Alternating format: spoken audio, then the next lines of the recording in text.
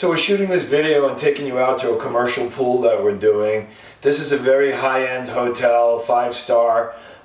They have an indoor pool and spa. We didn't do the spa because again that was not leaking. They had a drain because of COVID, but the pool was losing I think 7 inches of water a day.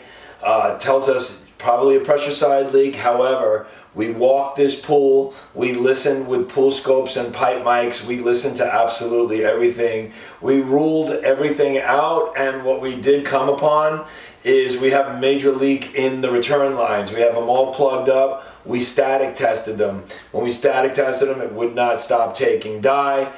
Next thing we did was we plugged everything up and we pressured it up with air and water. We heard our boiling sounds. However, we had a little bit of a tough time hearing because everything is echoing because we're in an indoor situation. What I like to do, if I can, is get 2 sets of eyes and ears on it, or 2 sources as I teach in our leak detection classes.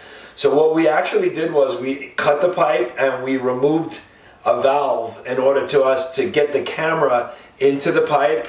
We're going to show you how we get the camera right up in it and take a look at this crack that we're right over. That pipe is exactly where we heard it with the deck plate. However, again, now we see it and we hear it. We're able to put an X, mark it out. In this location, this is a very difficult job.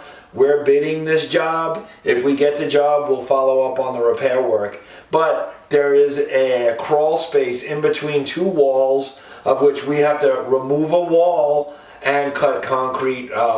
We're not responsible for that. We're not carpenters. We're not drywall guys. So in the contract, writing it up that they're to remove the wall, let us get in, do our repair work, then they'll rebuild it again. For more information, visit Leaktronics.com and always check out our YouTube channel.